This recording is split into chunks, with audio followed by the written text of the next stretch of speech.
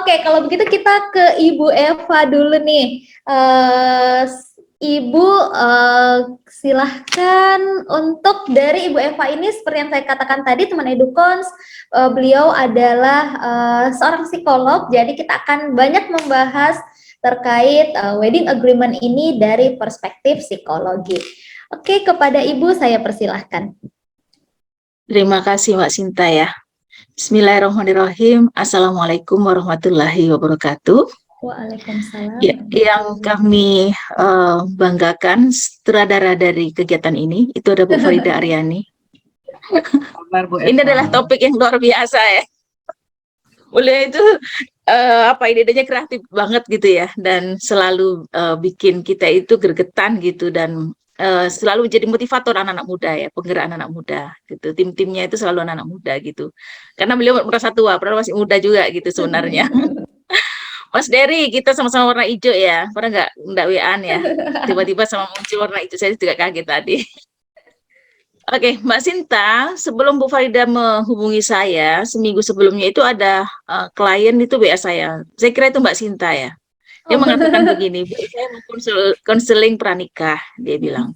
Saya bilang, ada masalah apa gitu? Kenapa harus konseling pranikah? Dia bilang, saya mau bikin perjanjian pranikah. Loh lah kok seminggu berikutnya Bu Farida terus kasih saya topik ini gitu. Jadi saya kaget, jangan-jangan Mbak Sinta kemarin itu yang telepon, yang WA saya gitu ya.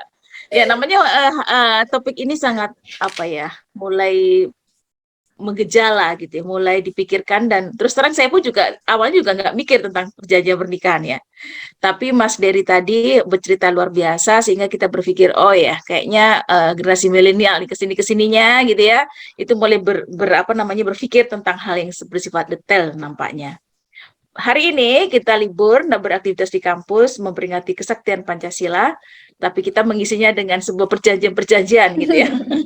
Yang penting bagi kelangsungan hidup rumah tangga kita. Oke, boleh share screen Mbak Sinta? Oke, silahkan. Bentar. Saya ini. Ada, saya lihat 174 partisipannya, dikurang ya, 170-an lah ya. Ada mahasiswa psikologi, ada mahasiswa BK, ada masyarakat yang lainnya ya.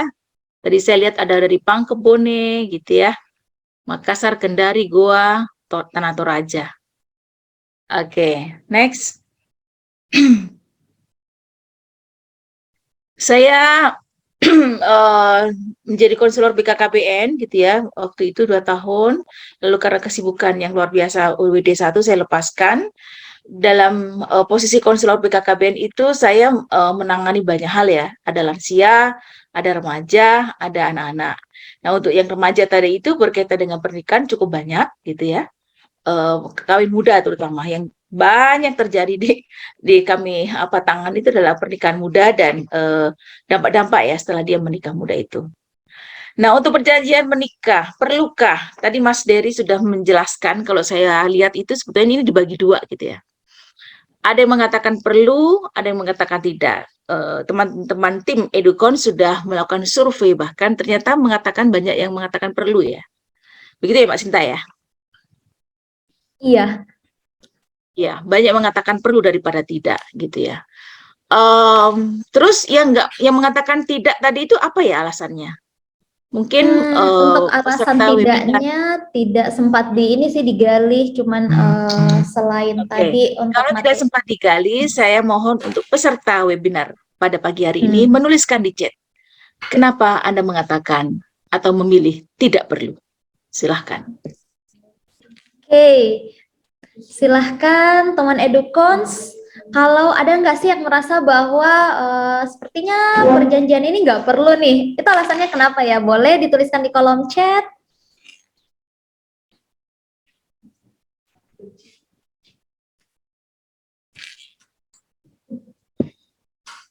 Oke. Silahkan dituliskan. Nya belum ada nih. Mas Jagus. Atau hampir semuanya mengatakan perlu kali ya. Kalau tadi Mas Pak Yagus di sini, oke, katanya rawan konflik terkait wedding agreement ini. Oke, katanya kalau konflik siapa yang jadi wasitnya?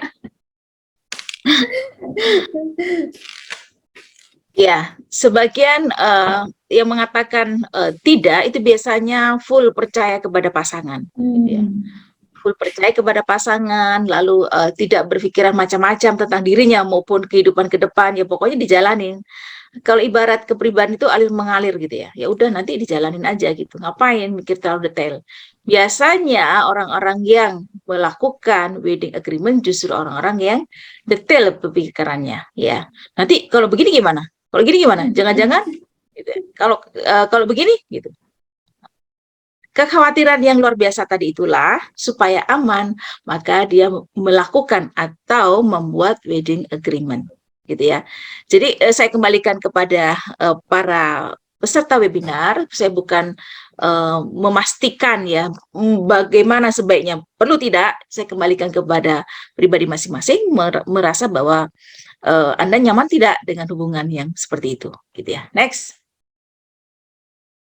Ya, jadi perjanjian pernikahan itu, ya, menurut Rastini Sanjaya Slamet 2021, itu penting bagi setiap pasangan suami istri untuk melindungi ya hak dan kewajiban setelah menikah.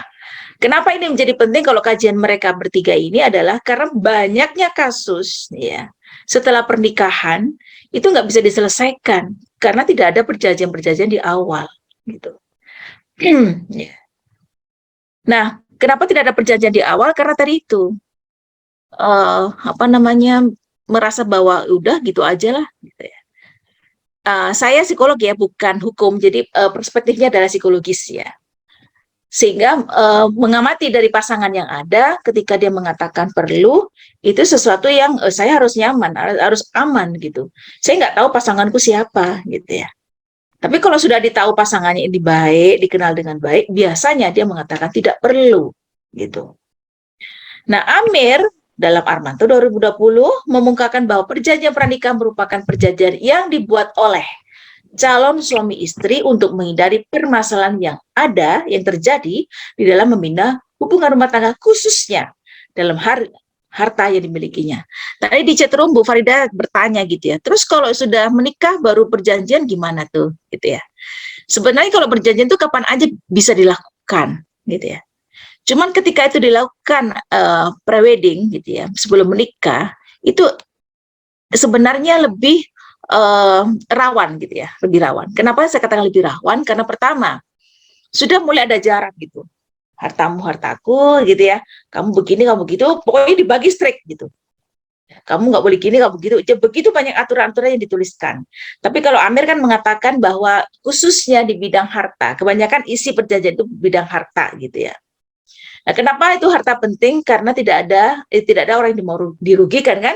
Nah, kebanyakan kasus-kasus yang selama ini kita lihat di viral itu, ya suaminya ngambil harta istrinya ngambil harta suaminya. Yang tadi dikatakan Mas Dery, bahkan hutang keluarganya harus ditanggung oleh pasangan. Dia padahal nggak tahu apa-apa gitu ya, harus menanggung hutang tersebut. Banyak banget kasus yang seperti itu. Nah, supaya aman, dibuatlah perjanjian itu. Nah, saya katakan tadi kalau prewedding itu kan belum punya gambaran ya, setelah menikah saya itu gimana sih kehidupanku gitu ya. Nah, mestinya pada poin terakhir itu disebutkan bahwa perjanjian ini akan bertambah gitu ya, seiring dengan perjalanan waktu. Mestinya ada tambahan itu di poin terakhir. Jadi pertanyaan Bu Farida itu, kalau setelah menikah terus perjanjian gimana? Oh, boleh aja gitu ya. Nah, perjanjian itu kadang-kadang tidak tertulis sebenarnya. Ya, pembagian tidak tertulis. Suami harus kayak apa, istri kayak apa, itu dikomunikasikan secara biasa gitu ya. Tapi tidak memiliki kekuatan hukum yang akhirnya kadang-kadang ketika itu konflik terjadi tidak bisa diselesaikan karena tidak kuat secara hukum. Nanti kita lihat di slide berikutnya. Next. Ya. Sebenarnya ternyata di Undang-Undang Pernikahan itu ada loh pasal 29 ya tahun 74, perjanjian pranikah bersifat mengikat dan berlaku sejak pernikahan berlangsung. Ya. Jadi sebenarnya sebelumnya itu sudah ada undang-undang ini, tapi kita nggak detail ya. Gara-gara topik inilah kita mencari-cari gitu, sumber-sumber tentang perjanjian menikah, ternyata ada pada tahun 74 gitu ya undang-undang. Next.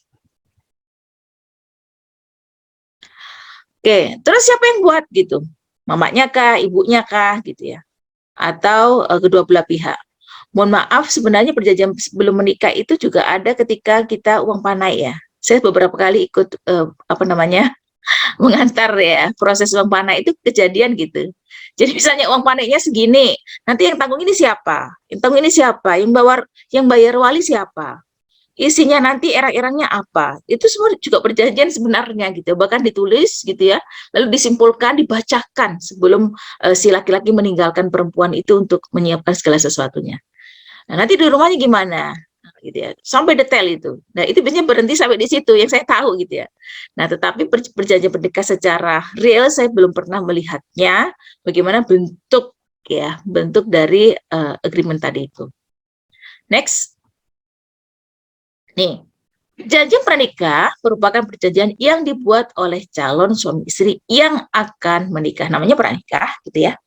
Nah, agar perjanjian pernikahan ini sah di mata hukum, maka perjanjian itu harusnya dibuat secara otentik di hadapan notaris, gitu ya. Jadi menambah lahan bagi para notaris ini ya. Dulu itu ya kalau kita lihat tuh notaris itu paling urusan harta waris gitu ya. Sekarang enggak, mereka udah laris juga loh, ya. Yaitu menambah lagi untuk perjanjian agreement wedding agreement ini gitu. Saya pun juga kaget sebetulnya. Dulu itu psikolog itu adalah orang-orang bermasalah gitu ya, siswa yang bermasalah, orang tua mau cerai gitu ya. Ternyata sekarang meluas lahannya gitu. Tadi itu saya katakan orang mau menikah mau konseling dulu gitu. Sekarang nambah yang lain gue ya. Dan sebelumnya yang paling sering adalah sekarang para remaja. Saya sudah kira-kira 10 ya. 10 remaja itu konsultasi ke saya, ibunya yang suruh. Gitu. Bu Eva, anakku nggak mau cerita sama saya gitu. Maunya ketemu dengan psikolog. Masa Bu? Iya. Jadi remaja sekarang itu udah hebat gitu. Dia lebih percaya psikolog daripada ibunya gitu ya. Jadi ngontak psikolog untuk curhat gitu ya. Dia mau profesional gitu ya. Jadi saya kira menambah lahan-lahan para profesi ya. Karena anak-anak muda sekarang itu juga percaya dengan profesionalitas kita. Ya, notaris pun juga dibutuhkan ketika kita menggunakan atau membuat perjanjian pranikah gitu. Next. Manfaatnya ya, untuk memberikan rasa aman kepada kedua belah pihak dalam menjalankan rumah tangganya. Jadi nggak usah khawatir lagi istri hartanya habis karena suami juga nggak khawatir istri menghabiskan hartanya, gitu ya. Siapa sih Bu yang sering menghabiskan harta semuanya? Dua-duanya, gitu ya. Saya sering mendapatkan klien laki-laki yang mengatakan, belanja terus istriku, wah habis hartaku bebas, gitu ya. Istrinya mau minta modal, dimodalin bangkrut, minta lagi modal, diboleh bangkrut, lama-lama kayak apa ini gitu. Jadi saya berpikir tadi tuh, oh iya ya, kayaknya perjanjian pernikahan itu penting deh, karena supaya tadi itu suami nggak merasa tertekan dengan permintaan istri gitu yang banyak banget, di akhir-akhirnya nggak jelas gitu apa permintaannya, yang jelas menghabiskan hartanya gitu ya. Nah, biasanya perjanjian pranikah itu dibuat dengan tujuan untuk menegaskan tentang pertama harta. Harta itu nomor 1, gitu. Jadi ini benar Mas dari tadi bahwa biasanya orang-orang yang punya harta banyak, hartanya tersimpan di luar negeri misalnya atau menikah dengan orang luar negeri, pertama yang dibicarakan adalah harta. Ya, itulah kalau kita punya harta banyak juga bermasalah sebenarnya ya. Banyak hal yang harus kita perhitungkan. Jangan-jangan dia mencintai saya, dia mau dengan saya karena hartaku, gitu kan? Makanya hartanya itu perlu diamankan dengan perjanjian, gitu ya. Tapi kalau nggak punya apa-apa, apanya yang mau diperjanjikan? Gitu? Harta, nggak punya apa-apa, paling sawat berapa peta misalnya. Untuk apa? Gitu ya. Nah, berikutnya tentang hutang, ya. Tadi disebutin bahwa sebelum nikah ditanya dulu punya utang nggak, gitu. Yang laki-laki, yang perempuan, gitu ya. Nah, jangan sampai nanti begitu menikah hutangnya harus ditanggung berdua. Padahal sebelum menikah itu kejadian hutangnya. Yang ketiga, hak suami dan hak istri. Istri boleh apa, suami boleh apa, gitu ya. Nggak boleh apa juga boleh. Nah, yang keempat, kewajibannya. Karena sekarang ini kadang-kadang nggak jelas ya kewajiban suami istri karena ada kesetaraan gender sehingga sama-sama merasa memiliki kewajiban itu. Ya. Sehingga ini perlu diperhitungkan dengan baik. Apalagi misalnya mohon maaf, ini adalah perkawinan yang kedua, suami bawa anak, istri juga bawa anak. Nah, rumit nih. Nah, yang begini-begini perlu perjanjian. Begini perlu perjanjian. supaya ketika ada masalah kita buka kembali, gitu ya. Kalau dalam pekerjaan itu kita buka lagi SOP-nya seperti apa, gitu ya.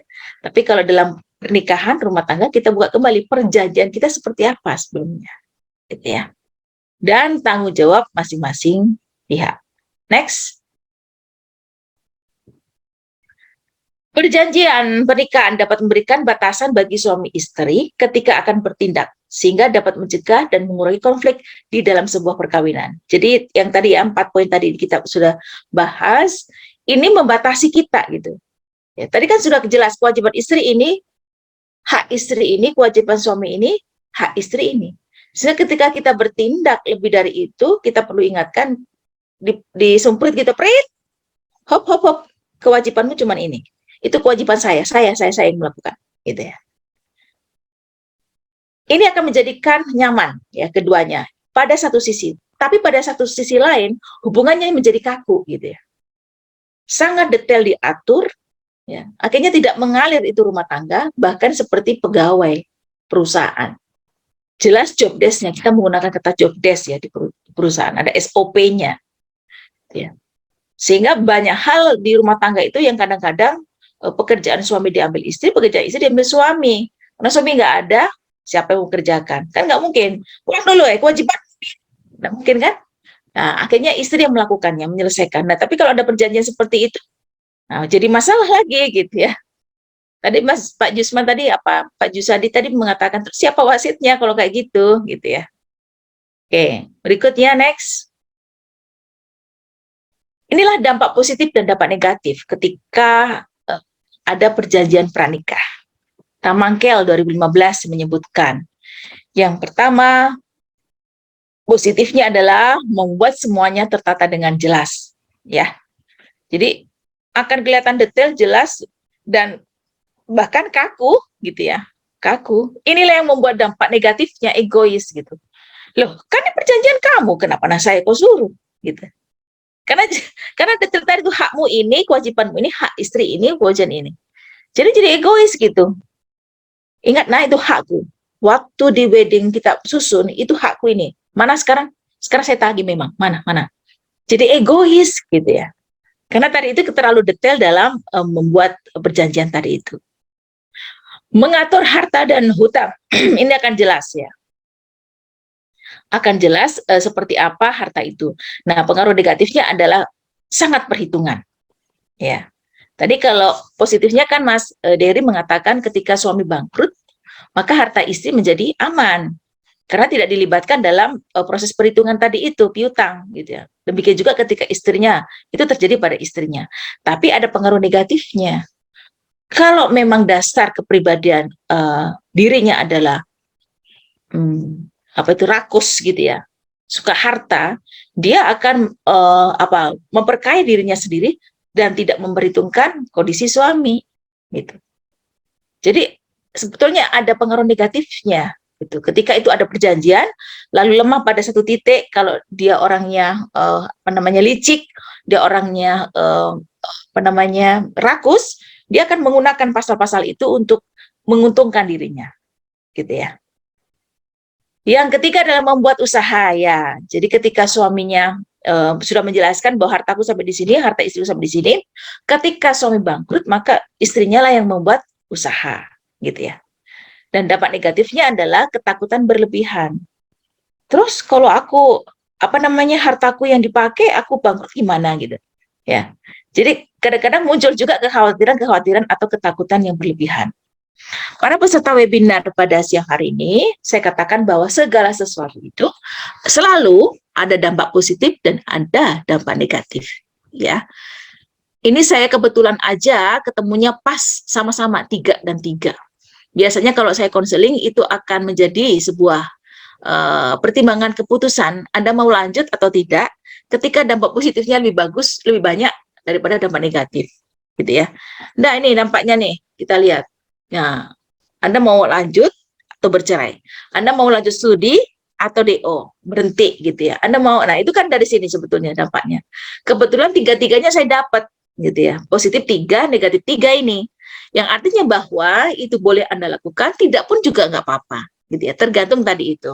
ya, pertimbangan-pertimbangan rasional dan emosional kita. Kalau kita merasa nggak nyaman, suami kok mencurigakan, suami kok saya nggak terlalu kenal siapa dia, ya silakan membuat perjanjian-perjanjian itu, ya, supaya dalam melakukan menjalani rumah tangga itu keduanya merasa aman, gitu.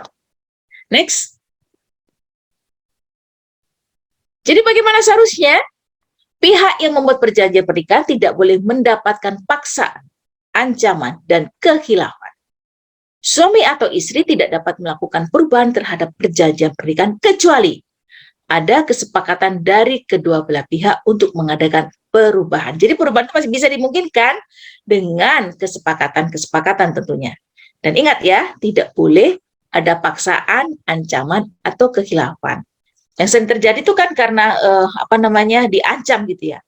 Nanti kalau di depan notaris kok bilang ya lo ya, awas kalau nggak bilang ya. Nah itu ya nggak boleh itu. Makanya notarisnya harus secara psikologis bisa melihat ya posisi mereka setara atau tidak gitu. Jangan-jangan suaminya dominan, istrinya iya-iya aja. Atau kebalikan, semuanya dikendalikan oleh istri. Suaminya bilang iya-iya aja gitu ya. Nah notaris harus punya sisi psikologis yang seperti itu, bisa membaca itu gitu. Supaya keduanya nyaman. Jangan sampai justru dengan wedding agreement merasa tidak nyaman karena selalu ketakutan, ya, dampak-dampak egois tadi itu, gitu ya. Nah, itu perlu dipertimbangkan. Next. Hal-hal yang perlu diperhatikan ini ya, lebih dalam lagi, ada beberapa aspek yang harus dipertimbangkan membuat perjanjian pernikahan. Yang pertama, keterbukaan. Harus ngomong bahwa saya punyanya hartanya segini, saya punya utang begini, itu harus dibicarakan di depan. Keterbukaan, ya. Yang kedua adalah kerelaan, ya harus rela, ya. Karena begini, mohon maaf ya, jadi menikah itu kan bukan untuk 1, 2, 3 hari ya, tapi puluhan tahun bahkan sampai jannah gitu ya, sampai surganya Allah kan gitu ya. Oleh karena itu nomor 2 ini adalah faktor yang paling penting, memegang penting dalam proses pernikahan. Proses berumah tangga, keikhlasan, berkorban, semakin cinta seseorang kepada pasangannya, itu sebenarnya dia akan semakin banyak melakukan keikhlasan dan adaptasi, memaklumi, gitu ya. Oh ya udah nggak apa-apa dia gini. Oh ya, itu betapa besarnya rasa cinta itu, ya. Tapi kalau selalu dihitung-hitung, nah kurang rela itu biasanya, mohon maaf, yang saya tahu persentase kecintaannya itu kurang, ya, karena dia masih memikirkan dirinya sendiri, belum bisa memikirkan orang lain atau kepentingan berdua atau bersama. Jadi nomor 2 itu penekanannya di situ ketika kita menikah, ya. Yang ketiga adalah pejabat yang objektif, jangan sampai notarisnya omnya tantenya, aduh bahaya itu, gitu ya. Dan 4, kalau Anda mau kuat itu ada di depan notaris. Biaya dong Bu, iya biaya. Kalau nggak punya biaya ya nggak apa-apa, nggak usah pakai notaris gitu ya. Tapi yang jelas semakin kuat perjanjian itu ketika ada materai, ada di depan notaris ya, ada saksi, sehingga kalau ada apa-apa itulah wasitnya nanti. Tadi kan ditanya siapa wasitnya ya, notaris itu ya yang menjadi saksi itu gitu. Next. Nah, apabila perjanjian pernikahan yang telah dibuat oleh pasangan calon suami istri, udah dibikin bersepakat gitu ya, lalu dibaca, ternyata melanggar batas-batas hukum agama, kesusilaan, maka pegawai pencatat perkawinan berwenang untuk melakukan penolakan atas pengesahan perjanjian pernikahan yang diadakan oleh pasangan calon suami istri. Mohon maaf, saya pernah membimbing mahasiswa saya kawin kontrak ya. Dia kawin kontrak, ada perjanjian begini-begini gitu ya. Jadi kalau sudah 3 bulan kita berpisah. Jadi pernikahan ini hanya cukup 3 bulan aja. 3 bulan itu pendek atau lama? Bagi yang senang pendek, ya kok cuma 3 bulan gitu ya. Bagi yang nggak senang, aduh lama banget itu 3 bulan gitu ya. Jadi subjek penelitian yang diambil oleh mahasiswa saya itu mengatakan 3 bulan itu lama banget karena dia tersiksa dengan suaminya. Dan bahkan dia akan beralih kepada si peneliti mahasiswa saya itu. Dia tawari dia gitu. Ya, jadi kalau udah selesai kontrak aku menikah dengan ini, kita menikah ya, dia bilang. Ya memang kan ada ya aliran yang membolehkan kayak gitu, kawin kontrak. ya. Dan dalam kawin kontrak itu perjanjian begini detail banget, ya, karena hanya berlaku sementara perkawinan itu, tidak lama, namanya juga kawin kontrak. Maka perjanjian-perjanjian seperti ini dilakukan secara detail, gitu. Oke, next. Nah, dari semua slide yang ada di sini intinya ya, sisi lain, esensi dari pernikahan itu menurut pemahaman saya pribadi dengan berbagai kasus yang ada adalah kebersamaan. Semua akan merasa senang ketika itu kuncinya kebersamaan. Apa maksudnya? Ketika suami mengatakan, gimana kalau kita bikin surat perjanjian, suami istrinya bilang, oke, ayo, nggak ada masalah gitu ya. Yang bermasalah adalah ketika suaminya bilang, ayo kita bikin surat perjanjian, istrinya bilang, ngapain? Untuk apa? Gitu. Nggak ada kebersamaan. Itulah yang membuat bermasalah sesungguhnya. Yang satu mau, yang satu nggak mau. Yang satu mau, yang satu nggak mau. Nah, itu yang membuat konflik-konflik kecil yang akan ditumpuk-tumpuk bisa menjadi konflik yang sangat besar. Gitu. Nah, bahkan bisa bernilai ibadah sebuah pernikahan itu. Sehingga membutuhkan ketulusan dan kepercayaan. Jadi kalau sudah ada sebuah rasa kepercayaan bahwa ini jodoh dari Allah, gitu ya, apapun kondisinya saya terima, dia biasanya ya, saya ngelihatnya itu akan lebih langgeng perkawinannya daripada begini. Saya perjanjian dulu, jangan-jangan dia begini, jangan-jangan dia begini, gitu ya. Jangan-jangan terus pikirannya karena terlalu banyak yang dia khawatirkan, gitu ya. Akhirnya rasa ketulusannya kurang karena terus memperhitungkan gitu. Plus minusnya, keluarga aku gimana, posisiku gimana, dia gimana, itu terusin dalam pikirannya gitu ya. Jadi kalau perjanjian terlalu detail membuat pernikahan itu juga menjadi kaku dan kurang harmonis tentunya. Tapi kalau itu dilakukan memang sebuah kebutuhan bersama, ini penting karena kondisiku begini, gitu ya. Kamu harus paham kondisiku begini, itu tidak menjadi masalah atau tidak akan memunculkan konflik, ya. Sekali lagi kuncinya adalah kebersamaan. Begitu Mbak Sinta, next itu adalah literatur-literatur yang kami gunakan untuk menyusun ya PPT ini, materi yang kami sampaikan secara psikologis bagaimana perjanjian pranikah. Saya kembalikan ke Mbak Sinta.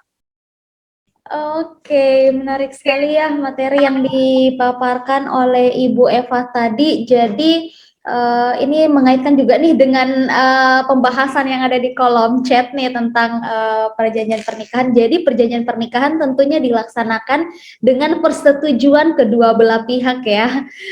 Seperti yang dikatakan oleh Ibu Eva tadi, kalau yang satunya saja yang mau, yang satunya tidak, ya itu tentunya bukannya melindungi, malah makin jadi konflik ini ya kalau cuman salah satunya saja yang bersikeras untuk membuat perjanjian ini. Oke, teman Edukons, silahkan kami membuka tanya jawab yang ingin bertanya, mumpung ada ahlinya nih di sini, atau mungkin yang sebenarnya sudah terlintas nih di pikirannya, waduh kayaknya saya nanti kalau nikah, sebelum nikah saya harus buat perjanjian deh. Nah, oke, silahkan langsung raise hand saja.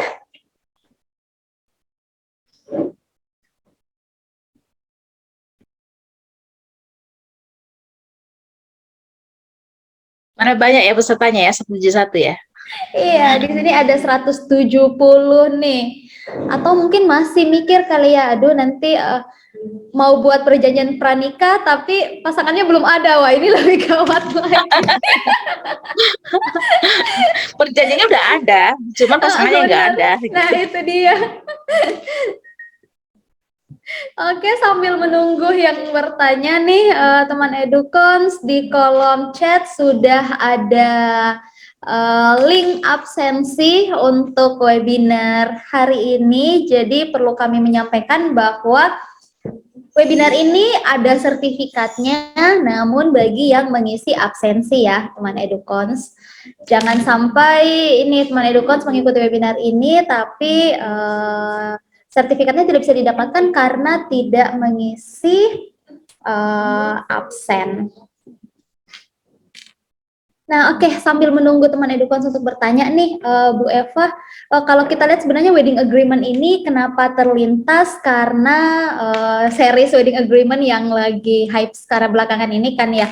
Dan kalau dilihat endingnya kemarin mereka akhirnya drawback tuh wedding agreementnya, katanya nggak ada lagi wedding agreement soalnya itu akhirnya kan ada part 2-nya tuh wedding agreementnya. Nah, setelah adanya wedding agreement itu mereka malah ini merasa yang ceweknya merasa selalu dibohongi karena tidak sesuai dengan kesepakatan. Jadi apakah wedding agreement ini juga bisa bukannya melindungi bahkan memicu bahkan bisa sampai bercerai? Bukan apakah bisa seperti itu, Ibu? Ya, jadi kalau kita lihat dari dampak negatifnya ada ya. Ada 3 tadi dampak negatifnya, ada egois, pengaruh buruk gitu ya. Kenapa? Karena tadi itu kita akan kembali lagi kepada perjanjian. Dikit-dikit kembali lagi ke perjanjian. Apalagi kalau perjanjian itu detail banget ya. Hak istri, hak suami, kewajiban istri, kewajiban suami. Nah, jadi ketika perilaku suami nggak pas, gitu ya, terus ngelihat, loh, nih loh, perjanjian nih loh, gitu. Dikit-dikit buka perjanjian, dikit-dikit buka perjanjian, akhirnya konflik gitu. Nah, konflik itu yang kecil-kecil itu menumpuk akhirnya menjadi besar gitu ya. Jadi kalau saya katakan tadi itu sebenarnya apa kepercayaan lah ya yang membuat kita dan ketulusan lah ya yang membuat kita itu sebenarnya lebih merasa nyaman dan apa dalam rumah tangga itu mengalir gitu loh. Rumah tangga itu kan belajar sebenarnya ya proses belajar. Jadi kalau dalam proses belajar belum tuntas terus itu dijustifikasi bahwa wah berarti aku harus begini, kamu harus begini. Oh betapa banyaknya pasal nanti itu di situ ya. Dan langsung terus curiga gitu. Nah nanti aku berat dong, kamu enak banget gitu ya. Akhirnya begitu terus gitu ya. Tapi kalau mencoba untuk udahlah ini adalah pasangan terbaikku ya yang Allah berikan kepada saya, kepercayaan yang luar biasa gitu ya. Jadi ada perilaku-perilaku negatif yang muncul dari suami, dia akan kembalikan ke atas gitu. Bahwa wah, ini kan sudah dari sononya gitu seperti ini, berarti saya harus belajar untuk bersabar. Oh, saya berarti belajar untuk lebih lincah lagi. Oh, saya belajar. Jadi semua dinikmati, dihikmai ya, diambil maknanya untuk mengupgrade diri. Bukan untuk menyalahkan orang lain, apalagi menuntut orang lain. Oh no no. Jadi tadi saya garis bawahi adalah ketulusan dan kepercayaan. Itu lebih aman sebenarnya. Ya, dan itu mereda konflik. Karena ketika kita berdebat, apa yang mau didebatkan? Kan nggak ada di perjanjian, nggak ada apa-apanya gitu. Tapi lebih pada bukan berdebat, tapi membicarakan. Ya, aku nggak suka ya, tadi kamu kok gini ya? Harusnya kan gini ya, gitu ya. Jadi, diskusinya lebih enteng daripada diskusi dengan menggunakan kertas perjanjian tadi itu gitu. Coba lihat pasal ini nih, pasal ini gitu.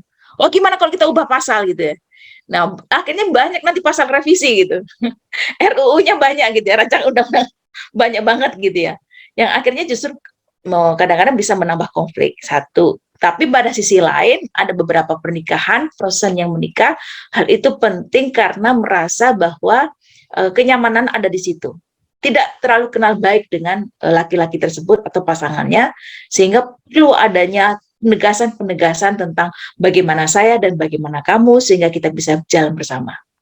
Nah, akhirnya ketika seperti itu, intinya adalah kebersamaan. Saya sepakat dengan Mas Dery, kebersamaan gitu. Iya, jadi mungkin ini juga sih ya, kalau kita lihat dari hasil survei kita sebelumnya, kalau yang tadi lebih banyak yang sepakat ketika akhirnya pun memiliki perjanjian pernikahan atau perjanjian pranikah itu tidak perlu dinotariskan. Jadi cukup mungkin yang dimaksudkan di sini cukup kedua belah pihak saja. Jadi sama-sama membangun komitmen dari awal terkait dengan apa saja nih yang perlu kita sepakati selama mengarungi rumah tangga ini. Nah, tapi kalau Mbak Sinta, tapi kalau mengenai harta harus depan notaris. Nggak iya, kuat betul. kalau nggak depan notaris. Nah, itu tadi ya teman Edukons, ketika itu berkaitan dengan harta, maka memang perlu dengan notaris karena ketika itu terkait yang dikatakan tadi sama Mas Dery ya, contoh yang diberikan tadi ada temannya yang ternyata suaminya dililit utang misalkan, nah harta istri bisa saja ikut-ikut disita juga. Nah, kemudian untuk kedepannya bagaimana nasib rumah tangga ini ya, seperti itu. Abe host. Bisa saya bertanya? Oke, Supriyadi, silahkan. Assalamualaikum warahmatullahi wabarakatuh. Waalaikumsalam warahmatullahi Waalaikumsalam. wabarakatuh. Tadi saya dengar ada pembahasan tentang kawin kontrak. Di sini saya pertanyakan, apakah kawin kontrak itu diperbolehkan oleh agama atau tidak? Itu, Bu. Terima kasih.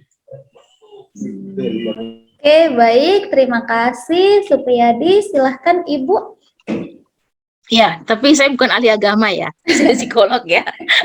Saya nggak bisa jawab kalau secara agama, kalau tanya hadisnya, ayatnya saya nggak tahu gitu ya. Waktu itu mahasiswa saya meneliti tentang makna cinta kawin kontrak. Ya, bagus banget itu. Sekarang beliau adalah dosen Unhas ya, psikologi. Jadi dia punya pertanyaan begini, kawin kontrak itu kan 3 bulan selesai, lalu kawin lagi 4 bulan selesai. Di mana letak cintanya ya? Apakah benar dia cinta lalu menikah sehingga kawin kontrak gitu? Jadi ceritanya konteksnya adalah mau mendalami kalau kawin kontrak 3 bulan dan seterusnya itu bagaimana apa tuh namanya kadar cintanya gitu ya? Masa bisa gitu cinta banget tiba-tiba 3 bulan berhenti gitu ya? Tapi ternyata katanya bisa berlanjut kontrak itu gitu ya kalau sudah merasa nyaman. Boleh atau tidaknya secara agama saya nggak bisa jelaskan, tapi yang jelas ada dari penelitian tersebut gitu ya, ada dampak-dampak negatif yang ditimbulkan dari pernikahan secara kontrak tadi itu ya.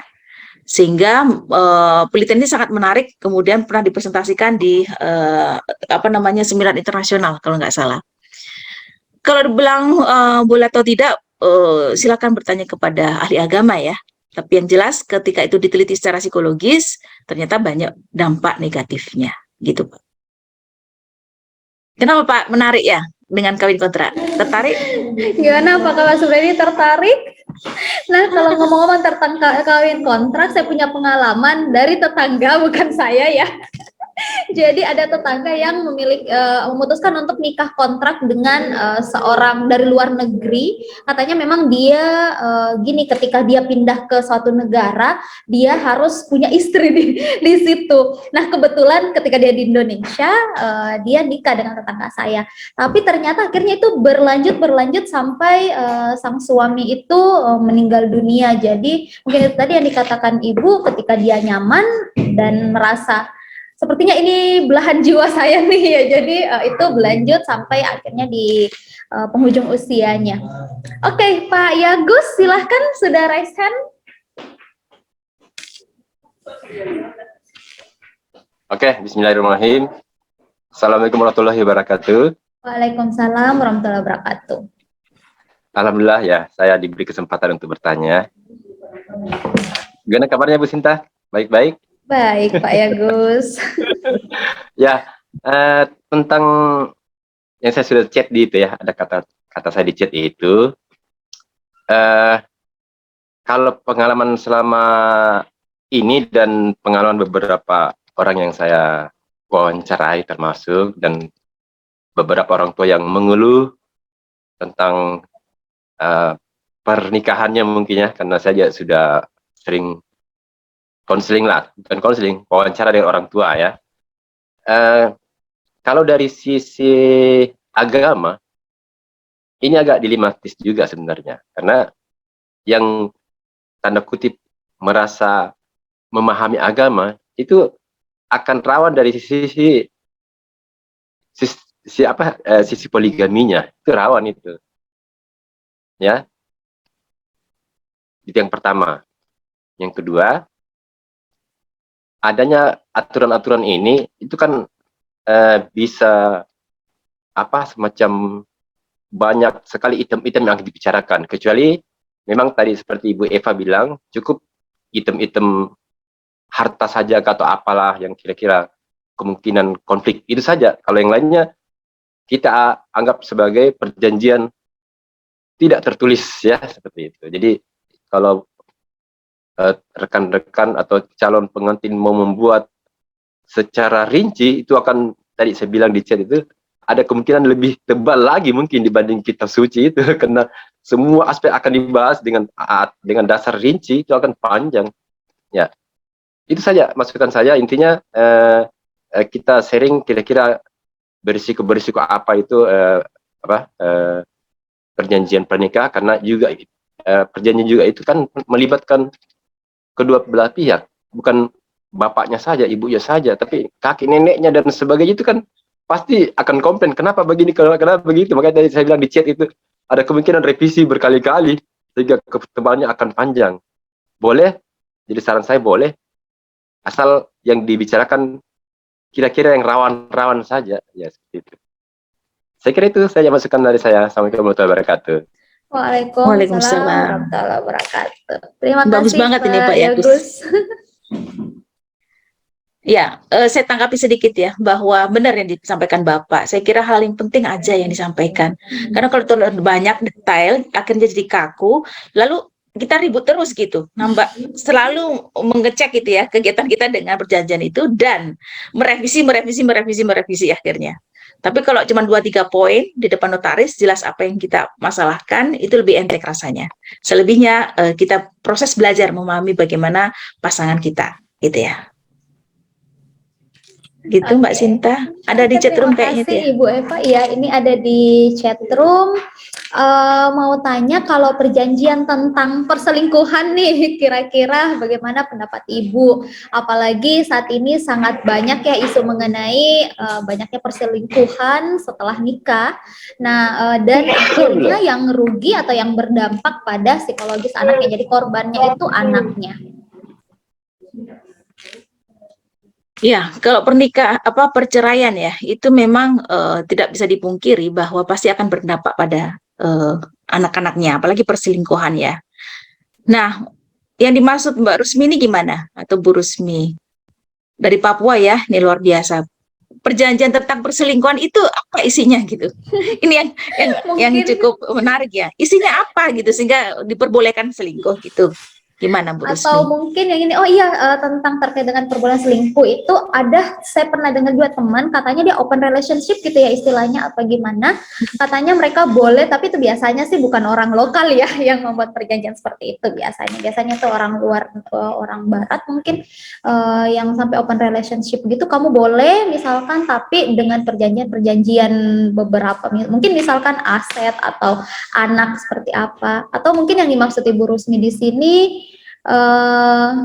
tidak boleh selingkuh ya, atau gimana nih Ibu Rusmi? Nah, kalau bagus kalau nggak boleh selingkuh malah dilarang selingkuh. Memang kan nggak boleh sebenarnya. Iya. Gimana kalau status rumah tangga kalau boleh selingkuh gitu ya? Ya, kamu tidak boleh selingkuh setelah menikah. Nah, kalau itu benar. Tanpa ada surat perjanjian pun sebenarnya secara naluri kan nggak bisa kita selingkuh. Terus untuk apa pasangan kita? Apa arti dari pasangan kita? Gitu kan? Kita harus fokus dengan pasangan kita. Apapun yang kita lakukan itu juga fokus dengan pasangan kita, tidak lagi pasangan orang lain gitu ya, atau tetangga atau teman dekat, nggak bisa gitu. Nah, kalau ada orang selingkuh gimana? Apakah bagaimana dengan psikologi anak? Oh jelas akan berpengaruh ya. Beberapa klien yang saya dapati seringkali itu ke kita awalnya pintu masuknya adalah, Bu, anak saya nggak mau sekolah gitu. Terus saya tanya, berapa hari nggak sekolah? Bukan berapa hari, Bu, sudah 2 minggu gitu ya. Ada yang bilang sudah 1 bulan nggak mau sekolah, Bu, ini mau ujian dan seterusnya gitu. Awalnya pintu masuknya segitu itu, mungkin ada 5 kasus kayaknya saya dapetin itu. Terus saya tanya, kenapa nggak mau sekolah, nak? Anaknya saya panggil, dia mengatakan bahwa saya jengkel dengan orang tua saya karena tidak bisa membanggakan gitu ya. Saya jengkel dengan orang tua saya, ribut terus gitu. Saya malu dengan orang tua karena selingkuh dan seterusnya. Jadi ujung-ujungnya itu ternyata perselingkuhan. Padahal di awal itu kasusnya adalah tidak mau sekolah. Bahkan saya dapat dari guru BK gitu, Bu Eva, saya nggak tahu ya kenapa ini anak nggak mau ngomong. Yang jelas dia nggak mau sekolah, nggak mau ujian sekolah. Dikasihlah kasus ke saya. Saya tanya kenapa, ujung-ujungnya bapaknya selingkuh, ibunya selingkuh. Ada yang ibunya selingkuh, bukan bapaknya ya, ada yang ibunya selingkuh. Jadi saya mau mengatakan bahwa pasti akan berdampak pada anak, ya, terutama sekolahnya. Nggak semangat sekolah, akhirnya saya sekarang agak curiga ya, begitu ada keluhan anak nggak mau sekolah, jangan-jangan ada selingkuh lagi nih gitu. Karena ada 5 kasus yang saya tangani itu kebanyakan adalah karena selingkuh terus nggak mau sekolah gitu ya. Dampaknya ke anak luar biasa. Ada rasa malu ya dengan teman-temannya gitu ya, ada rasa kurang perhatian gitu ya. Ada rasa jengkel, bertengkar terus ayah dan ibunya, kan pasti bertengkar tuh kalau perselingkuhan ya. Kemudian merasa nggak punya figur ya karena perselingkuhan itu sehingga dia malas sekolah dan seterusnya gitu. Pasti ada kondisi psikologisnya gitu. Ya, kata Pak Yagus, poligami aja gimana? Waduh. Oke. Kalau poligami bukan selingkuh Pak Yagus ya. Beda dengan poligami ya. Kalau poligami itu kan resmi. Saya pernah diundang pada tahun baru itu ya di Unismu. Kebetulan 5 pakar didatangkan tentang poligami. Ya, saya dari kacamata psikologi. Jadi poligami dari kacamata apa? Ekonomi, hukum, agama, psikologi, sosiologi. Ditinjau dari lima aspek ya poligami. Dan didatangkan pelakunya poligami yang punya 4 istri. Gitu. Nah, si pelaku poligami itu mengatakan begini, Pak Yagus. Siapa bilang saya itu punya banyak istri? Salah. Istri saya cuma 1. Tapi 1A, 1B, 1C, 1D. Yang beliau maknai bahwa tidak ada istri kedua, ketiga, semuanya saya perlakukan sama. Saya akan adil pada mereka. Jadi nggak ada urutan istri. Tetap aja dia bilang 1, tapi A, B, C, D. Semuanya utama bagi saya. Menurut beliau gitu ya. Dan rumahnya adalah 4 tingkat. Istri pertama ada di lantai 1, istri kedua di lantai 2, istri ketiga lantai 3, dan seterusnya. Beserta anak-anaknya masing-masing. Makanya kalau mau keluar harus pamit istri pertama. Oleh karena itu istri pertama lantai 1. Jadi anak istri yang di atas itu kalau ke bawah keluar rumah harus pamit yang istri tertua tadi itu, gitu ya. Itu bukan selingkuh Pak Agus, resmi gitu ya kalau poligami, gitu. Iya, kadang kalau poligami tentunya itu kesepakatan juga ya. Harusnya ya, kesepakatan. Karena ada juga orang yang menikah dulu baru bilang aku udah minta nikah. Izin. Gitu. Katanya lebih baik minta maaf daripada minta izin, waduh. Karena tidak lolos kalau minta izin, makanya minta maaf. Minta maaf. Oke, baik, menarik sekali pembahasan kita pada siang hari ini. Di hari libur ini kita tetap semangat untuk upgrade ilmu kita. Oke, Ibu Rusmi, terima kasih Bu. Lanjut Ibu, karena saya sedang merencanakan pernikahan dan tertarik membuat perjanjian pernikahan ini, apakah boleh digambarkan sedikit mengenai bentuk perjanjian pernikahan? Poin apa saja yang tercantum dalam perjanjian tersebut? Oke. Ya, seperti yang kita diskusikan di awal, perjanjian itu macam-macam ya. Ada yang komplit sampai hak kewajiban istri. Tadi Pak Yagus tadi mengatakan bahwa menurut saya, dan saya sepakat itu, poin-poin penting aja yang dituliskan. Karena kalau terlalu detail kita menjadi kaku ke rumah tangga kita gitu ya. Seperti karyawan akhirnya semuanya diatur dengan SOP, dengan perjanjian gitu ya. Sebenarnya yang poin-poin aja. Kenapa? Karena tadi itu pernikahan itu menurut saya langgeng itu bukan karena aman dari ancaman kemudian dengan surat perjanjian yang 2 lembar 3 lembar itu bukan. Tapi lebih kepada kepercayaan, ketulusan, dan kebersamaan, gitu ya. Jadi, Dek Rusmi, kalau seandainya calon suaminya nanti nggak mau menggunakan surat perjanjian, ya nggak boleh dipaksa. Karena ini sifatnya harus kebersamaan, dilakukan oleh suami istri, ya, calon suami istri, dua-duanya. Nggak boleh dalam kondisi keterpaksaan, gitu. Oke, itu dia ya, Mbak Rusmi. Ini Mbak Yasri kayaknya mau poligami deh nih. Iya, khawatir nih saya. Atau mungkin ini Pak Yagus kepikiran setelah ini kayaknya saya mau buat perjanjian pernikahan di berapa puluh tahun pernikahannya mungkin Pak Yagus. Tapi tiap revisi ini ya ditambah lagi poinnya. Oke, baik, terima kasih untuk kesediaan waktunya Ibu dan Mas Dery. Sepertinya Mas Dery sudah ini ya beralih ke meeting yang lainnya. Mungkin terakhir nih Ibu, close statement, tips-tips untuk kita nih generasi-generasi muda entah yang akan membuat wedding agreement atau prenup agreement tadi, dan bagaimana tentunya Mas Dery masih ada nih, dan tentunya bagaimana Mas Dery dulu. untuk menjadi apa ya, tentunya tujuan menikah ya ingin sakinah mawaddah warahmah ya. Mungkin Mas Dery, mana nih Mas Dery, saya Kalau misalnya saya sudah cuma satu grup implementasi dua ini mana ya Mas Dery? Boleh diaktifkan videonya dulu Mas Dery? Apakah memungkinkan untuk di spotlight kembali? Halo. Oke. Apakah terdengar? Iya, terdengar Mas Dery. Ya, saya sambil di jalan juga. Paling singkat aja untuk tadi sudah sampai menyimak juga materi dari Bu Eva ya.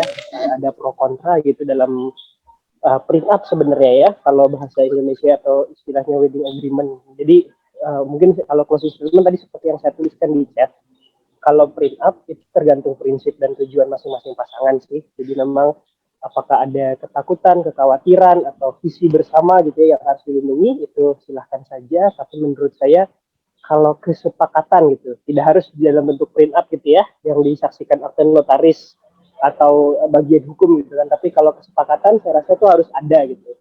Jadi sebelum menikah, ini ngapain kita nikah gitu? Apakah gara-gara ditanya terus sama keluarga belum nikah, jadi ya udah kita nikah aja gitu kan? Atau ada alasan yang lebih strategis dengan pasangan gitu ya, selain beribadah gitu ya, atau mau melestarikan keluarga gitu dan lain-lain. Itu pasti teman-teman yang tahu.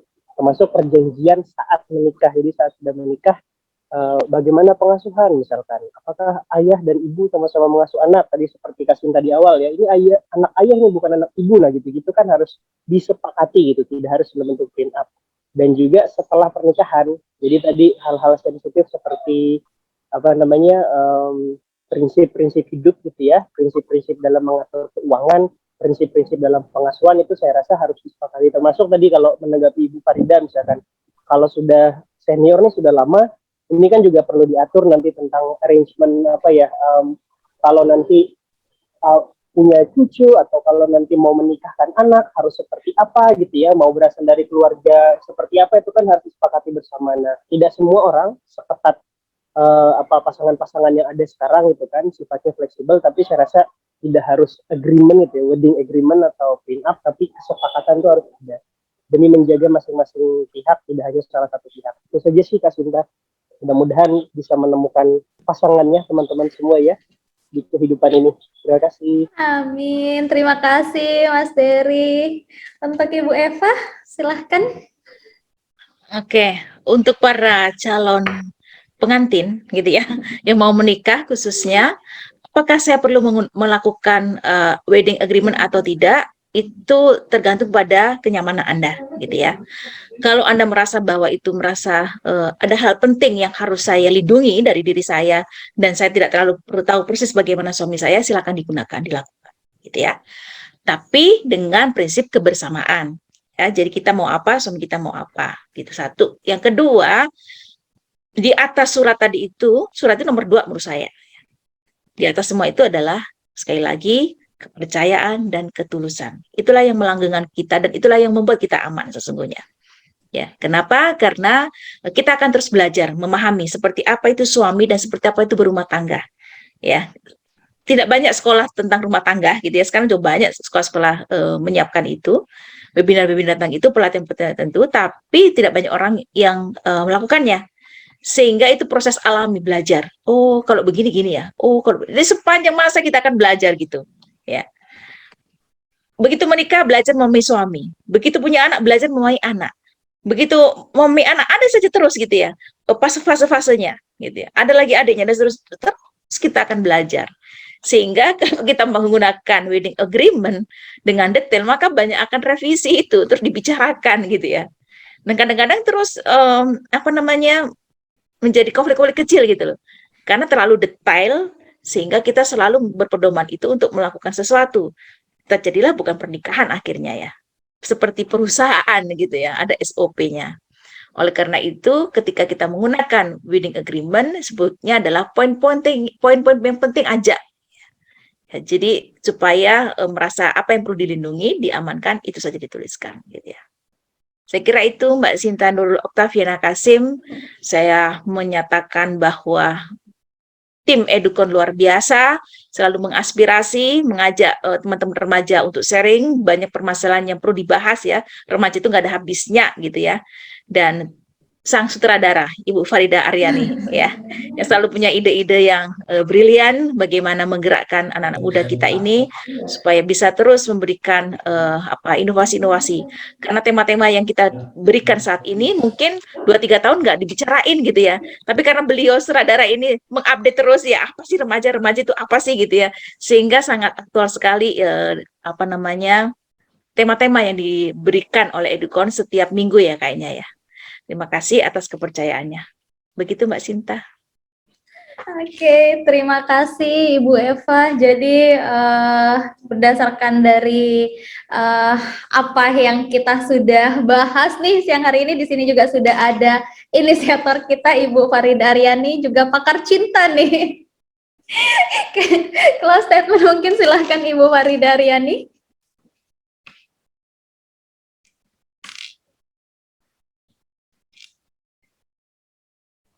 Waduh, bukan pakar cinta, Kak Sinta.